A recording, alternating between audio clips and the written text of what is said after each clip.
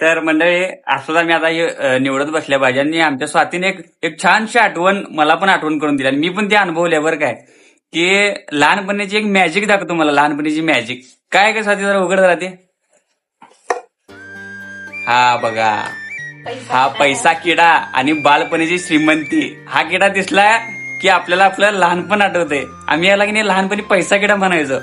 आमची तेव्हा एक गमतीदार समजत होती की हा किडा पकडायचा जमिनीत छोटस डबकं म्हणजे खड्डा करायचा त्याला त्यात पुरायचं आणि काही दिवसांनी तो खड्डा उकरला की त्यात पैसे मिळणार.